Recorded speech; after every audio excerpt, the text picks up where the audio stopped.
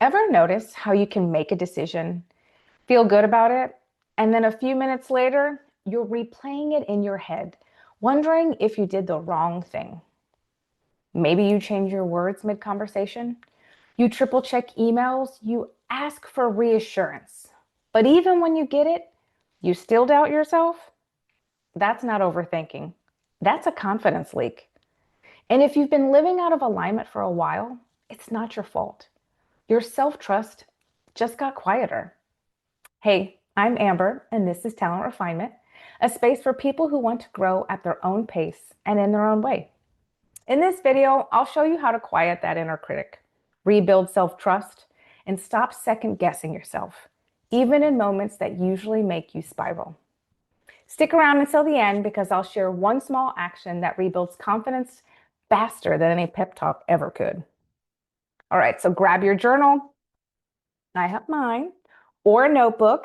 And if you're ready for a deeper dive, check out my Confidence Refined Interactive workbook on Amazon. It's filled with prompts and exercises to help you build calm, lasting confidence day by day. Let's start by looking at what's really happening when you doubt yourself. Second guessing isn't a flaw, it's a signal. It often shows up when you've spent too long trying to meet everyone else's expectations or avoiding mistakes. Your brain starts asking, is this okay? Instead of, is this right for me? And here's what usually happens next.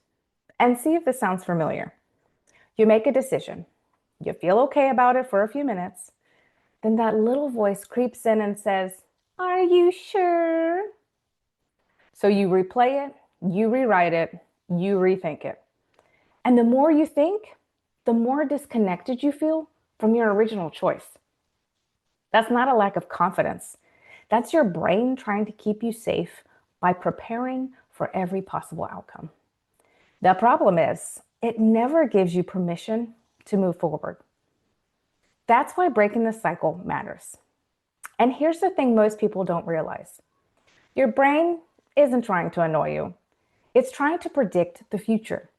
When it doesn't have enough clarity or self-trust to lean on, it fills in the blanks with worst-case scenarios. That's why you can know you're capable and still doubt yourself in that moment. Your brain is using old fears to judge new situations. Once you understand that, the overthinking loses some of its power. All right, ask yourself, what am I afraid might happen if I'm wrong? Whose approval am I really chasing? When was the last time I felt sure of myself? And what was different about that moment? Awareness breaks the loop. Once you name the fear, you take away its power. All right, here's the story. I once worked with someone who apologized in every meeting, even when she was right. Her fear wasn't about being wrong. It was about being seen as too bold. Once she realized that, she didn't need to overthink anymore. She just had to practice showing up differently. Confidence always starts with awareness.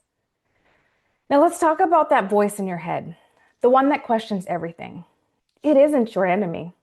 It's your nervous system trying to protect you. It learned somewhere that playing small keeps you safe. So when you start speaking up, setting those boundaries, or trying new things, it panics. Next time you hear that voice, instead of fighting it, try saying, thank you for trying to protect me, but I've got this. That one line tells your brain you're safe, capable, and in control again. Then replace the doubt with a steady thought like, I've made good decisions before. Or maybe my values haven't changed. My courage just needs a reminder. Confidence isn't about never doubting yourself.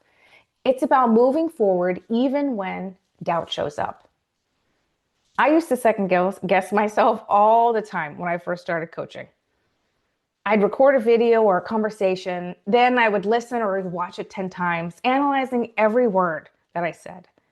What I finally learned was that confidence doesn't come from being perfect. It comes from keeping promises to yourself. When I focused on progress instead of perfection, my voice stopped shaking and my confidence started to feel steady.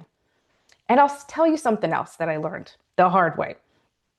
There were days when I'd make a decision and then 5 minutes later, I would feel that like knot in my stomach, like I had done something wrong, even though nothing bad actually happened. Looking back, that knot wasn't fear, it was misalignment. My decisions weren't coming from what I valued, they were coming from who I thought I needed to be for everyone else. When I started choosing based on my values instead of other people's expectations, that knot got a little quieter. And in a minute, I'll show you how to turn that mindset shift into action that actually sticks. So just hang on there. Here's what most people miss. Confidence grows through action, not thinking. Each time you follow through on something that matters to you, you prove to your brain that it can rely on you again. Think of self-trust like rebuilding a bridge. Every promise you keep is another plank that makes it strong enough to carry you again. At first, the steps feel shaky, but with every choice that honors your word, the bridge steadies. Take a moment and think of one situation where you doubted yourself recently. What were you afraid would happen? And what actually happened? Most of the time, our thoughts tell a louder story than our reality ever will. Now, take one moment right now. What's one promise you've been breaking with yourself lately? Maybe it's something small, like starting your morning without checking your phone. Grab your journal or notebook, write it down, and keep that promise today. That's your first small step back to solid ground. Second guessing fades when our self-trust grows. You don't need louder confidence. You just need quieter doubt. And remember, confidence isn't built in a big dramatic way. It's built in small, quiet choices you make when no one's watching. When you live by your values and follow through on what matters to you, you stop asking, am I doing this right? You start saying, this feels right for me. If you want a simple way to figure out your core values, download the free Values Refined mini workbook below. I'll leave it in the description, probably pin a comment for everyone. It helps you uncover your top values in just a few minutes so you can make confidence building choices that feel really aligned with who you are. For a deeper dive, like I said, you can grab the Confidence Refined. It's an interactive workbook on Amazon. It includes reflection and mindset tools that are there to help you and strengthen your confidence and help rebuild self-trust from the inside out. Now that you've learned the confidence reset, my next video, it's going to dive into something that's often hidden underneath self-doubt, imposter syndrome. We'll talk about why you can feel unqualified even when you've earned success and how to finally quiet that voice for good. If this video helped you reconnect with yourself, tap like, hit subscribe for more tools that help you reflect deeply, grow boldly, and refine endlessly. See you next time.